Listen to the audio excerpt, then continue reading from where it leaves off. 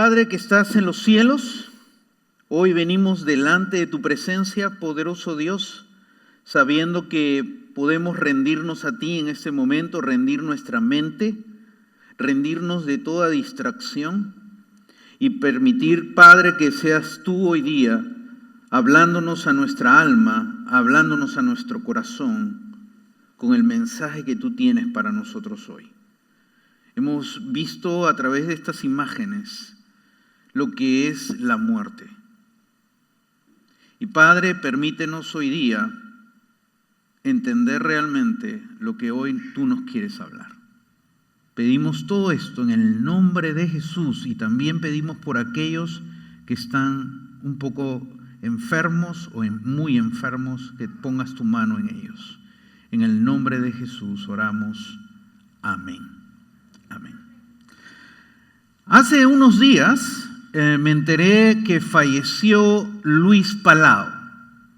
Y sinceramente me impactó mucho esa noticia, porque Luis Palau fue alguien que influenció mucho en mis primeros tiempos de cristiano. En los años 80 yo escuchaba en la radio su programa y aprendí el fundamento de la fe a través de su programa. Luis Palau es un evangelista. Un evangelista es una persona dotada por Dios para hablar del evangelio de Jesús de una manera bastante clara y bastante impactante. Él predicó el evangelio por toda América Latina y fue más allá de América Latina, predicando en español y predicando en inglés. Impactó miles y miles de vidas. Muchos conocieron al Señor Jesús a través de sus ministerios y otros encontraron un crecimiento espiritual a través de sus ministerios. Cuando él estuvo batallando con el cáncer por 3 años, muchos estuvimos orando por él. Y mucha gente pensaba que él iba a ser curado porque era una persona que tenía mucho todavía que aportar al reino de Dios, mucho que brindar al reino de Dios. Y la gente oraba y decía, seguro que Dios lo va a sanar. Finalmente Dios lo llamó hace unos días a estar en el trono, en el cielo junto con el Señor. Y algunos se preguntarán, ¿por qué murió Luis Palau? ¿Por qué falleció este siervo de Dios si tenía todavía mucho que dar? Es como una muerte incomprendida. No comprendo por qué sucedió eso. Creo que todos nosotros en algún momento de nuestra vida hemos visto a alguien que ha partido de este mundo y nos preguntamos, ¿por qué murió esta persona?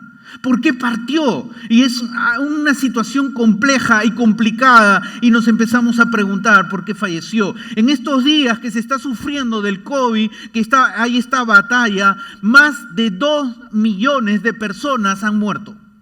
Más de 2 millones de personas han muerto por el COVID. Imagínate, miles y miles de personas, no son pocas, sino miles y miles de personas se están preguntando, ¿por qué falleció mi ser querido? ¿Por qué tuvo que partir? Son momentos de mucho dolor y mucho sufrimiento en muchos lugares del mundo.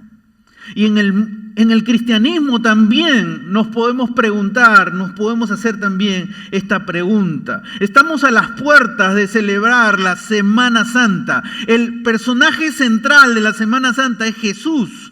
Jesús vino al mundo y empezó un movimiento maravilloso, transformó muchas vidas y seleccionó unos aprendices que son sus discípulos y caminaron con él solo por 3 años y medio. Y en un día repentino vinieron y lo arrestaron y lo llevaron a un juicio falso. Lo condenaron a la muerte más cruel que existía en esa época, que era la muerte de cruz. Y me imagino cómo estuvieron los discípulos en ese momento, confundidos. ¿Qué es lo que ocurrió? ¿Qué es lo que pasó? Me imagino que ellos empezaron a tener muchas preguntas. ¿Por qué tuvo que morir mi líder? ¿Puedes poner las preguntas aquí? ¿Por qué tuvo que morir nuestro líder? La siguiente pregunta. ¿Por qué tuvo que dejarnos? ¿Por qué tuvo que dejarnos? Siguiente pregunta. ¿Por qué murió de una forma cruel? Siguiente pregunta. ¿Por qué tuvo que morir tan joven? Son preguntas que mucha gente se hace frente a la muerte de seres queridos. Y pienso que los discípulos no escaparon a tener sus dudas, sus confusiones, y posiblemente estas preguntas salieron en sus mentes. No estoy diciendo que eso se encuentra en la palabra de Dios. Me imagino que fueron momentos de mucha confusión para ellos. Por eso hoy estoy iniciando una serie nueva titulado Una muerte incomprendida, la muerte de Jesús. Una muerte incomprendida, la muerte de Jesús. Y voy a estar hablando por 3 domingos acerca de esto. ¿Por qué murió Jesús? ¿Realmente tú entiendes por qué murió Jesús? ¿Es una muerte incomprendida para ti como para mucha gente lo es? ¿O realmente entiendes la razón de por qué murió Jesús? Ahora, cuando nos hacemos esta pregunta, ¿por qué murió Jesús? Y murió joven, de 33 años. Algunos dirían, pues la respuesta la podemos encontrar en los evangelios. Porque los evangelios, Mateo, Marcos, Lucas y Juan, pues nos narran la vida de Jesús. Pero es interesante porque la palabra evangelio, ¿alguien sabe qué significa la palabra evangelio? ¿Qué significa la palabra evangelio?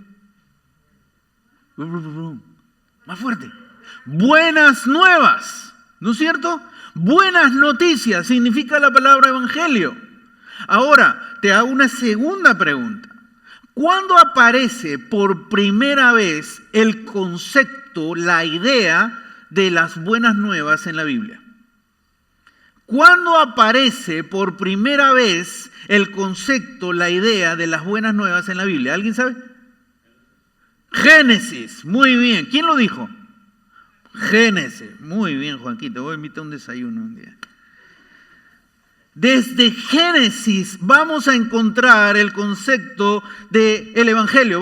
¿Y dónde? Vamos a ir a Génesis capítulo 3, versículo 15. Y dice así: pondré enemistad entre tú y la mujer, entre tu simiente y la de ella. Su simiente te aplastará la cabeza, pero tú le morderás el talón. Los teólogos, los estudiosos le llaman el protoevangelio, el primer evangelio. Y diríamos, ¿dónde está? ¿Dónde está el primer evangelio aquí? ¿Dónde están las buenas noticias aquí? Y mira, cuando dice, vamos a empezar a analizarlo, y aquí aparece 2 personajes. Pondré enemistad entre tú y la mujer. Tú, en todo el contexto, y lo vamos a ver hoy día, habla de Satanás. Va a haber una enemistad entre Satanás y la mujer. ¿La mujer quién es? En todo el contexto de Génesis 3, la mujer es Eva, ¿no es cierto? Ella es. Ahora, ¿qué hizo la mujer? Pues pecó, se rebeló contra Dios, rompió su comunión con Dios, y Adán también lo hizo. Destruyeron su relación con Dios e ingresó a la humanidad algo que no existía antes, que se llama muerte. La muerte ingresa a la humanidad, y el destino de todos los que nacen por Adán y Eva, que te involucra a ti y me involucra a mí, estamos destinados a la muerte. Y no solamente la muerte física, sino la muerte espiritual y la muerte eterna. La muerte física es la separación de la parte inmaterial con la parte material, a la que muchos le tienen miedo. La muerte espiritual es que yo no tengo relación con Dios, estoy separado de Dios. Y la muerte eterna es viviré separado de Dios por siempre. Esa era la trágica situación de la mujer y de Adán por haberse rebelado con Dios. Hacia eso ellos van, y hacia eso va la humanidad. Frente a esa tragedia, Dios promete algo aquí. Dice, entre tu simiente y la simiente de ella. Está hablando de que hay una enemistad entre la simiente de Satanás y la simiente de la mujer. Y la palabra simiente significa descendencia. Habla de una descendencia tanto grupal como una descendencia, hablando de una persona específica. Involucra a los dos. Y aquí dice que alguien de la simiente de ella, de la mujer, su simiente, ¿qué le va a hacer a la serpiente? Te aplastará la cabeza. Y acá viene la promesa de Dios, las buenas noticias. Alguien va a derrotar el plan malévolo de Satanás. Hay un plan malévolo que empezó desde los inicios de la humanidad a correr y sigue existiendo hasta el día de hoy, pero ese plan malévolo va a ser derrotado de una victoria total. Por eso dice aplastar la cabeza. Y eso involucra un derrotamiento total, y solo quien lo hace es la descendencia de la mujer, que es la profecía del Mesías. Jesucristo va a derrotar totalmente a la serpiente. Ahora, Génesis 1 nos habla de la creación de Dios. Dios creó todo. Génesis 2 nos da como una lupa y nos acerca a ver cómo es todos los detalles de la creación del hombre y la mujer, la máxima creación de Dios. Pero Génesis 3 nos muestra la derrota del hombre, cómo ingresa por primera vez la muerte a la humanidad por su rebeldía con Dios. Y hoy día vamos a ver Génesis capítulo 3, versículo 1 en adelante. Génesis 3, versículo 1, y dice así: la serpiente era más astuta que todos los animales del campo que Dios el Señor había hecho. Así que le preguntó a la mujer: ¿es verdad que Dios les dijo que no comieran de ningún árbol del jardín? Y aquí aparece en la escena la serpiente, que Satanás lo usa como instrumento, se posesiona de la serpiente para hacer su táctica de atacar a la mujer. De una manera astuta se presenta la serpiente con astucia para poder sembrar algo en la mujer. Y mira la pregunta que hace la serpiente a la mujer: ¿es verdad que Dios les dijo que no comieran de ningún árbol del jardín?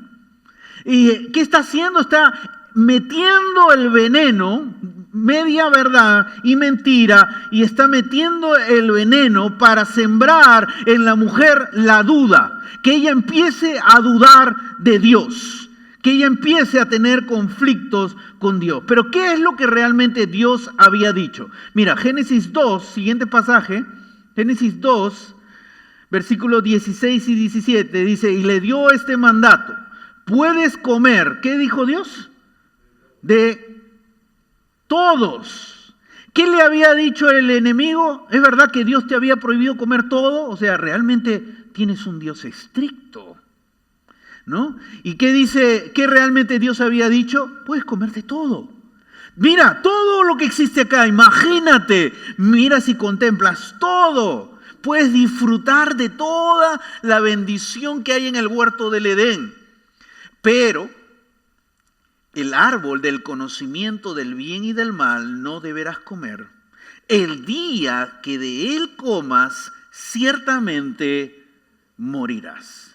Y aquí vemos algo. Dios les dice: disfruta de todo, pero te doy un límite. Y algunos interpretan el límite como que Dios quiere arruinar mi vida. Dios no quiere que yo disfrute realmente la vida. Pero el límite, ¿con qué propósito era el límite? Para que no mueras. El límite que le ponía Dios a Adán y Eva es el mismo límite que tú como padre, tú como madre le pones a tus hijos.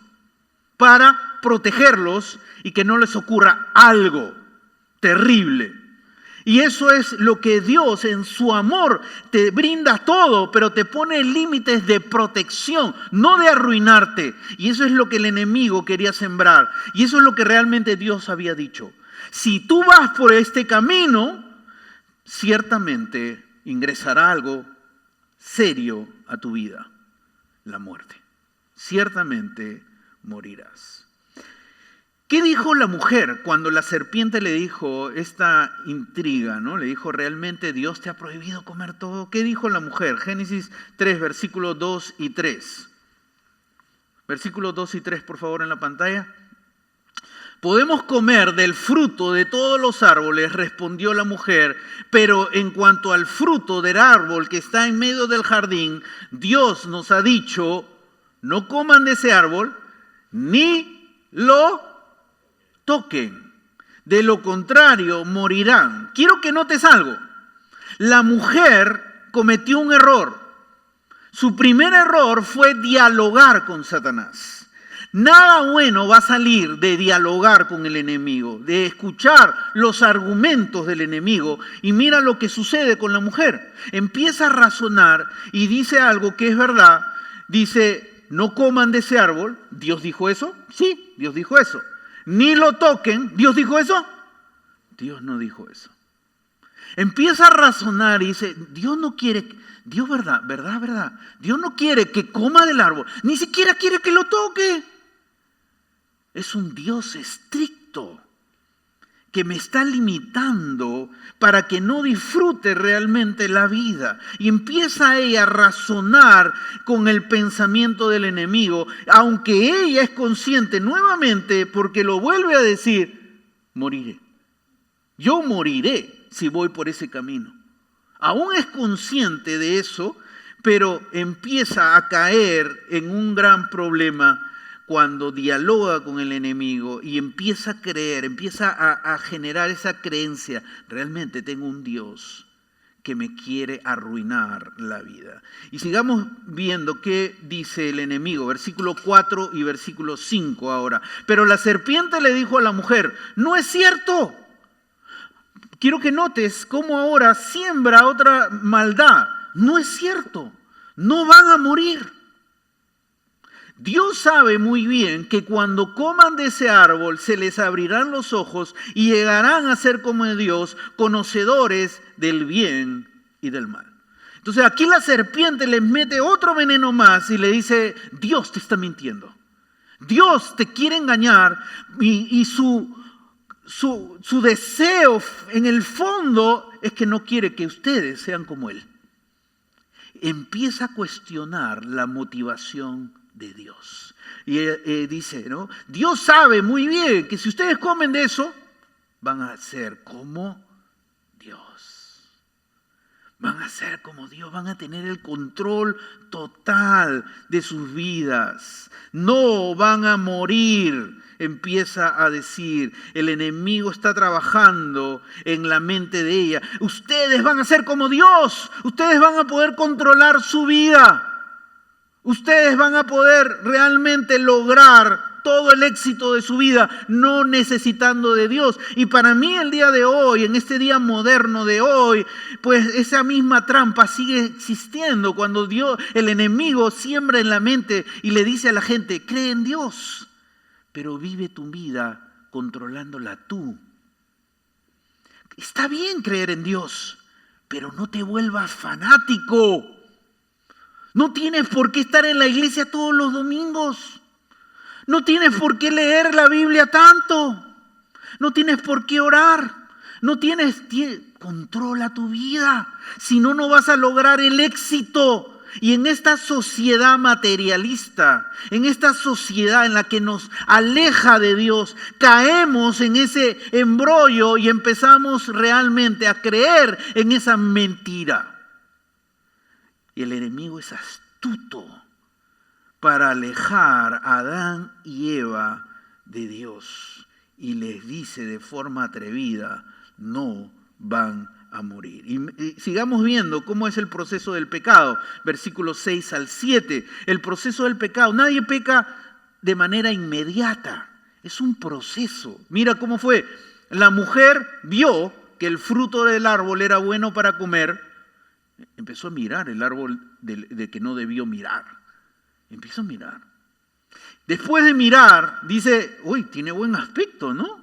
No está mal. ¿Por qué me lo están prohibiendo? Y empieza ya a desear. Ya quiero tenerlo. Desear para adquirir sabiduría. Así que toma el fruto, hasta ahí no peca. Toma el fruto y lo come. Consume el pecado. Luego le dio a su esposo, quien también como un sonso comió, también él comió. En ese momento se les abrieron los ojos y tomaron conciencia de su desnudez. Por eso, para cubrirse, entretejieron hojas de higuera. Y cayeron en el gran pecado Adán y Eva. Y caemos en un proceso. Es como cuando tú no debes comer chocolate. no debes comer chocolate. Y lo tienes ahí y de repente lo miras. Oye, ese chocolate se ve rico, ¿no? Y ya lo empiezas a desear. ¿Cómo será saborearlo en mi boca? Y dices, bueno, lo voy a tomar en mi mano. Y lo tomas. Y lo empiezas a jugar con tu mano. Y dices, bueno, lo voy a abrir. Y al final, bueno, me lo como. Y así terminas. Es un proceso como uno cae en el pecado. Ahora, ¿qué es lo que Adán y Eva perdieron por independizarse de Dios? ¿Qué perdieron? Mira el versículo 8, Génesis 3, 8. Mira, cuando el día comenzó a refrescar, oyeron el hombre y la mujer que Dios andaba recorriendo el jardín. Dios, imagínate, Dios entra a tu casa. Esa era la imagen en ese momento. Lo que Adán y Eva tenían era algo grandioso. Era una cercanía con Dios maravillosa. Gozaban de la presencia de Dios de la manera más cercana que tú te puedes imaginar. Eso Adán y Eva perdieron. Miremos todo el versículo del 8 hasta el 10 para ver qué pasó cuando ellos pecaron. Cuando el día comenzó a refrescar, oyeron el hombre y la mujer que en Dios andaba recorriendo el jardín. ¿Y qué pasa? Esa comunión hermosa que tenían con Dios, esa confianza que tenían con Dios, esa amistad que tenían con Dios se perdió. Entonces corrieron a esconderse entre los árboles. De la confianza ahora pasan a esconderse de Dios para que Dios no los viera. Se sentían avergonzados. Versículo 9, pero Dios el Señor llamó al hombre y le dijo, ¿dónde estás? El hombre contestó, escuché que andabas por el jardín y tuve miedo porque estoy desnudo, por eso me escondí. ¿Qué pasó con Adán y Eva? Después que pecaron, buscaron esconderse de Dios. Perdieron ese deseo de estar cerca de Él y se destruyó esa comunión, rompieron esa comunión hermosa y preciosa que tenían con Dios por el pecado. Se destruyó, se generó una crisis profunda y terrible entre la comunión que tenían con Dios. Y de estar cerca de Dios, ahora corren y se esconden. Y eso es lo que el hombre sigue haciendo el día de hoy. El hombre sigue escondiéndose de Dios. Sigue escondiéndose de Dios. De diversas formas, de diversas maneras, el hombre se esconde de Dios. El día de hoy hay un crecimiento impresionante de gente agnóstica y atea que realmente cuando tú escuchas sus argumentos, se están corriendo de Dios. Cuando alguien dice lo importante es tener fe, no importa en quién, no importa en qué, pero ten fe. Ese es esconderse de Dios, porque no es tener fe en Dios correctamente. El día de hoy, cuando hay gente que abusa de las medicinas y abusa de las sustancias como las drogas, el alcohol, es una forma de esconderse de Dios. Cuando hay gente que se encierra en sus pasatiempos, en sus diversiones, deportes o trabajo, es una forma de esconderse de Dios. Todo esto hace el hombre para no estar frente a Dios como Adán y Eva se escondieron. El hombre de hoy también se esconde de Dios. ¿Te estás escondiendo de Dios? Versículo 9, Génesis capítulo 3, versículo 9, dice, pero Dios el Señor, al ver al hombre lo que hizo, y al ver al hombre que se esconde, llamó al hombre y le dijo, ¿dónde estás? ¿Dónde estás? Dios sabía dónde estaba Adán y Eva, porque Él es Dios. Pero Dios en su amor no condenó a que en ese momento ya no haya esperanza para el hombre. En medio de su desgracia, en medio de su tragedia, Dios llama al hombre. Dios buscó a Adán y Eva porque tiene un profundo amor por ellos y les hace una pregunta: ¿dónde te encuentras? ¿Dónde estás escondido? ¿En qué te escondes hoy de Dios? Dios sigue haciendo la misma pregunta al hombre. ¿Sabes por qué? Porque Dios llama al hombre. Pásame la siguiente, por favor. Dios llama al hombre. Dios está en esa búsqueda del hombre. Dios no abandonó al hombre a su destino. Dios no le dijo al hombre: bueno, ya te amolaste. No le dijo eso. Los mexicanos entienden, ¿no? O a llorar para el valle, entienden los venezolanos. O qué piña, entienden los peruanos, ¿no? Dios no dijo eso. Dios lo buscó. Dios lo llamó. Mira ahora Génesis capítulo 3, versículo 11 al 13. Dice así: ¿y quién te ha dicho que estás desnudo?, le preguntó Dios. ¿Acaso has comido del fruto del árbol que yo te prohibí comer? Quería que confiese su pecado, que reconozca en qué es lo que mal ha hecho. ¿Y qué es lo que responde el hombre? Él respondió y dijo: miren hombres lo que responde Adán. Y a veces respondemos igual quizá, ¿no? La mujer que me diste por compañera me dio de ese fruto. Y te puso pistola y todo. La mujer, ella es la culpable. Ella. Y creo que tú, porque tú me la diste.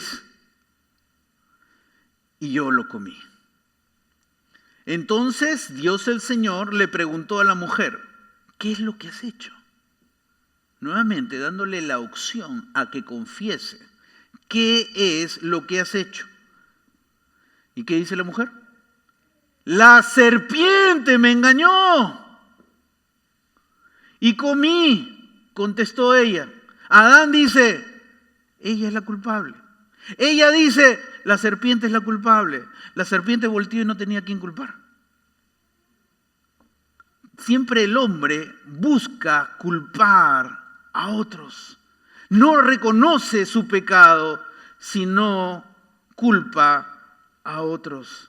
Y eso es lo que ahí estaba haciendo Adán y Eva. No reconocieron que ellos habían roto, arruinado la relación con Dios. Y por eso ingresó la muerte. Y la muerte significa separación. La muerte física es la separación de nuestra parte interna, la parte inmaterial de la parte material. La muerte espiritual es que no tengo relación con Dios.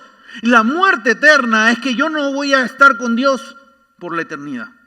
Esa es la tragedia de este pecado que arrastra a toda la humanidad. Y Dios llama al hombre. Recuerdo un pastor nos contaba que una vez le predicó a una persona y le dijo: ¿realmente quieres aceptar a Cristo? Sí, quiero aceptar a Cristo. Ok, perfecto. ¿Quieres que te guíe en una palabra de oración? Sí, guíame en una palabra de oración. Entonces el pastor empezó a orar y le dijo: repite, pero hazlo con fe, hazlo creyendo. Y el pastor dijo: bueno, Dios, estoy aquí para entregar mi vida a ti. El hombre dijo: Dios, estoy aquí para entregar mi vida a ti. Reconozco a Jesús como mi Señor y Salvador. Reconozco a Jesús como mi Señor y Salvador. Y reconozco que soy un gran pecador. Y el hombre no dijo nada. Entonces estaban con los ojos cerrados. Entonces el pastor volvió a decir: quizás no me escuchó. Y reconozco que soy un gran pecador. Y no escuchó nada. Entonces abrió los ojos el pastor y lo miró. Y el hombre le dijo: pastor, está bien que sea pecador, pero no un gran pecador. ¿Qué es lo que pasa? Realmente no entendemos la magnitud de nuestra condición de pecado. Y eso es lo que Adán y Eva no entendían. Y hasta el día de hoy, el hombre de hoy no reconoce realmente el gran pecado en el que estamos con Dios. Y mira lo que sigue diciendo el versículo 14 y versículo 15. Dice: Dios el Señor dijo entonces a la serpiente: por causa de lo que has hecho, maldita serás entre todos los animales, tanto domésticos como salvajes. Te arrastrarás sobre tu vientre y comerás polvo todos los días de tu vida. Pondré enemistad entre tú y la mujer, entre tu simiente y la de ella. Su simiente te aplastará la cabeza, pero tú le morderás el talón. Y acá viene la condenación hacia la serpiente, el veredicto de Dios hacia Satanás. Y le dice, por lo que has hecho, maldita serás entre todos los animales, tanto domésticos como salvajes. Y acá viene dos cosas. ¿En qué implica la maldición? Te arrastrarás sobre tu vientre. Vas a ser un animal que se arrastre sobre el vientre y comas del polvo. Y literalmente la serpiente es un animal que se arrastra. Pero este es un lenguaje figurado en el Antiguo Testamento, cuando dice te arrastrarás y comerás polvo, es un lenguaje figurado, así como hay ese lenguaje en Venezuela, en Colombia, en Perú, que tiene sus expresiones. Este es un lenguaje que está tratando de decir, vas a entrar en derrota total. Comerás del polvo, serás derrotado totalmente. Y es aquí esa maldición que implica para Satanás. Tú que has estado haciendo esta operación de tratar de destruir mi plan y dañar a Adán y Eva y por ende a toda la humanidad, tú serás derrotado completamente. Y dice algo más específico, pondré enemistad entre tú y la mujer, entre tu simiente y la de ella, y su simiente te aplastará la cabeza, pero tú le morderás el talón. ¿Y qué significa que la serpiente morderá el talón a la simiente de la mujer? Y hemos dicho que la simiente de la mujer habla de un personaje específico que va a ser el Mesías, que va a aplastar a la serpiente. Aquí habla de lo que Jesús iba a padecer. Morderás el talón, no es una destrucción total, pero sí habla de un sufrimiento que vendrá sobre Jesús. Su padecimiento, su maltrato y su muerte en la cruz. Y el enemigo creerá que eso es la derrota de Satanás, de Jesús. Satanás celebrará eso, pero finalmente Satanás será aplastado en la cabeza. Serás derrotado completamente. Para poder ver todo el plan de Dios, necesitas entender cómo Dios tuvo que operar para salvar a la humanidad de la desgracia en la que había caído, de vivir una relación hermosa con Dios, a perder y esconderse de Dios. Perdió eso y Dios empezó a obrar en su plan maravilloso para traer esperanza a la humanidad. La palabra morder y la palabra aplastar son palabras en el Antiguo Testamento para hablar de un combate muy fuerte. Y muchos de nosotros no entendemos la implicancia del mundo en que vivimos, porque vemos el mundo físico, pero no vemos el mundo espiritual. Nuestros ojos no contemplan el mundo espiritual. Y dentro del mundo espiritual hay una batalla muy grande, y por eso se utiliza aquí la palabra morder y aplastar. El enemigo sigue atacando. El enemigo atacó a Adán y Eva. El enemigo sigue atacando el día de hoy, sigue atacando tu vida, sigue atacando el mundo. Y en el mundo en el que vivimos, si tú miras el mundo en el que vivimos, el enemigo está obrando y sus valores quieren que sean los que dominen el mundo de hoy. Pero serás aplastado, le dice Dios. Serás derrotado. Son palabras de combate. Así que mira la implicancia de que tú y yo seamos libres de la muerte y podamos reconectarnos con Dios y podamos reconciliar con Dios. La muerte de Jesús era necesario. La muerte del Mesías era necesario para que tú y yo podamos gozar realmente de la reconciliación con Dios. Dios te llama a través de la muerte de Jesús. Dios llama a cada persona a que se reconcilie con Dios, a que salga de muerte a vida, a que salga de esconderse, a caminar con Dios a través de la muerte de Jesús. Sin la muerte de Jesús, tú y yo estamos perdidos. Sin la muerte de Jesús, el mundo entero está perdido. Dios está llamando al hombre y lo está invitando a reconciliarse con Él. Y la única forma de reconciliarse con Él es teniendo fe en que la muerte de Jesús es la muerte era necesario para cargar tus pecados, mis pecados y los pecados del mundo. Dios obró de una manera grande y poderosa en el mundo para que nosotros tengamos realmente esperanza. Adán y Eva dieron entrada a la muerte a través del pecado. Y desde ahí todos nacen muertos, rumbo a la muerte física. Todos nacen muertos espiritualmente y todos nacen muertos, van rumbo a la muerte eterna. Todos. Por eso Dios está llamando cada día a cada persona en el mundo a que se salga de esa muerte y vuelva a la vida.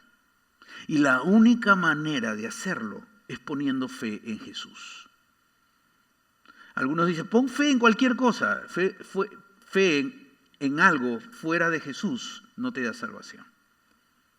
El único que te da salvación es Jesús. Mira lo que dice Gálatas capítulo 4, versículos 4 y 5. Pero cuando se cumplió el plazo, Dios envió a su Hijo, nacido de una mujer, que se profetizó en Génesis: de la simiente de una mujer vendrá alguien que derrotará a Satanás, lo aplastará.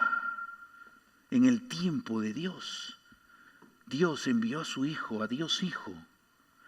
Dios se hizo hombre, tomó cuerpo humano, nacido de una mujer, vino de María, nacido bajo la ley, cumpliendo todo. ¿Para qué? ¿Cuál fue el propósito? Rescatar a los que estaban bajo la ley. Rescatar. La palabra rescate significa que estás perdido. Si tú necesitas ser rescatado, ¡hey! Rescátenme, por favor. Es que estás en peligro. Estás perdido y si no te rescatan, mueres. Y así se encuentra la humanidad. Necesita ser rescatada. Todos. El día en 1984 yo reconocí que necesitaba ser rescatado por Dios. Ese día invité a Jesús a que sea el Señor de mi vida, el Salvador de mi vida. En ese día fui rescatado y empecé una vida nueva. Y dice, a fin de que fuéramos, ¿qué? Adoptados como hijos. Hay un concepto equivocado. Toda la humanidad son hijos de Dios. Y lo vas a escuchar. Todos somos hijos de Dios. Pues no. La Biblia enseña que tú necesitas ser adoptado como hijo. Y solo el día que reconoces a Jesús, el que vino a rescatarte, ese día tú te conviertes en un hijo, en una hija de Dios. Jesús vino de la simiente de la mujer y tomó forma de hombre y sufrió en este mundo y murió en la cruz para darte esperanza, para sacarte de la muerte y darte vida. Y si aún no has aceptado a Jesús en tu corazón como Señor y Salvador de tu vida, reconociendo realmente que eres un gran pecador, estás perdido. Aún no has enfrentado a Dios y has reconocido que realmente eres pecador, que necesitas ser rescatado. Y hoy lo puedes hacer. Hoy Dios te sigue llamando. Hoy Dios te sigue invitando a que vengas a Él. ¿Dónde estás? ¿Dónde te escondes? Ven a Él. Ahí en el lugar que estás, cierra tus ojos y busca al Señor en este momento. Si tú nunca has invitado a Jesús como Señor y Salvador de tu vida, hoy lo puedes hacer. Hoy puedes responder a ese llamado de Dios y decirle: Dios, hoy día quiero ser rescatado por ti. Hoy día quiero ser hijo de Dios, quiero ser hija de Dios. Hoy lo quiero ser. Ahí en el lugar que estás, invita a Jesús a tu vida. Él murió por ti. Él murió en la cruz para sacarte de la muerte a la vida. Ahí en el lugar que estás, si deseas, repite estas palabras. Señor Jesús, te reconozco como el Salvador y Señor de mi vida. Te invito hoy a mi corazón. perdona todos mis pecados y hazme un hijo, una hija de Dios. Te lo pido con toda fe en Jesús. Amén. Si hoy has hecho esta oración, quiero felicitarte, porque es el paso más importante de comprender la muerte de Jesús. Jesús murió para sacarte de la muerte a la vida. ¿Sabes? Yo sé que ese tema de la muerte es un poco desafiante. Cuando comencé hablando de la muerte de Luis Palau, que era una muerte incomprendida, yo creo que mucha gente ya está entendiendo que él nos ha dejado un gran legado. Y te voy a decir unas palabras que él dijo antes de morir, en una de las cuando estaba predicando en un estadio. Y él dijo lo siguiente, y él ya sabía que estaba muy mal. No me arrepiento de haber dedicado tantos años desde que era un niño al servicio de las buenas noticias de salvación en Jesucristo. Si dispusiera de 1000 vidas, las dedicaría todas al mismo llamado. Me alegro de haber vivido así. Me alegro de haber vivido así. Y ahora él está gozando de la presencia de Dios. Un pastor muy respetado, el pastor Tim Keller, él ha dado muchas conferencias a pastores, ha dado muchas charlas muy buenas. Y él escribió un libro sobre la muerte. Hace unos años él escribió un libro sobre la muerte. Y en ese libro de la muerte, él da muchos de sus consejos que él ha dado a personas que han enfrentado la muerte, pues la ha plasmado en ese libro. En ese libro se encuentran muchos de sus consejos. Pero un día el pastor Tim Keller llegó al doctor y el doctor lo empezó a analizar y le dijo que tenía cáncer. Cáncer a los páncreas. Y él dice que el día que escuchó la noticia, él no se encontraba preparado para recibir esa noticia. Después de meditar, orar y reflexionar y procesar esa noticia de enfrentarse a la muerte, él dice lo siguiente: después de luchar con la noticia y procesarlo a los pies de Cristo, ahora puedo decir, mi fe crece frente a la muerte. Mi fe crece frente a la muerte. Ahora tengo una relación más cercana con Dios y una relación más cercana con mi esposa. ¿Sabes? Dios puede sanar al pastor Keller de una manera milagrosa. Pero si no lo hace, yo no creo que su muerte será una muerte incomprendida. Porque Él sabe que la muerte de Jesús lo rescató y él va a gozar de la vida eterna con Dios. Él sabe que él ahora está preparándose para encontrarse con su Salvador y con su Señor. Quiero animarte a que vivas cada día acercándote a Dios, entendiendo para qué viniste a este mundo y entendiendo algo. ¿A dónde vamos? Vamos a gozar de la presencia de Dios si recibimos a Jesús en nuestra vida. Así que, ¿cómo vives cada día que Dios te está dando? ¿Lo estás viviendo realmente con el señorío total de Cristo, entregándote completa a Él, sometiéndote totalmente a Él? Pongámonos de pie.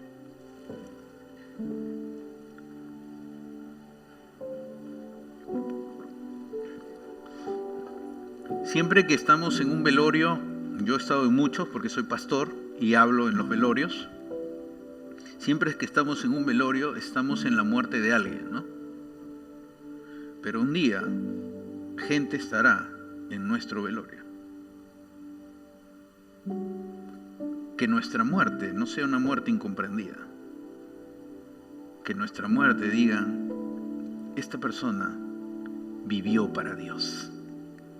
Esta persona realmente entendió que la vida es caminar con Dios cada día de su vida entendió por qué Dios te puso aquí en la tierra. Y yo deseo que el día que hablen de mí, pues no digan qué muerte incomprendida. Porque la muerte de Jesús no es una muerte incomprendida. Oremos. Padre que estás en los cielos, gracias por este primer mensaje, Señor, acerca de la muerte de Jesús, como el mundo lo ve, una muerte incomprendida. Pedimos que nos sigas dando luz y sigas obrando en lo profundo de nuestro corazón, para que realmente, Padre bueno, entendamos que la vida es para vivirla contigo.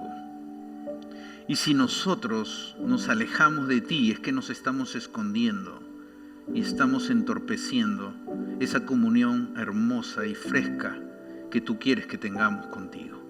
Padre, acompáñanos en esta semana y sigue hablándonos a nuestros corazones cada día de nuestra vida. Pedimos todo esto en el nombre de Jesús. Amén.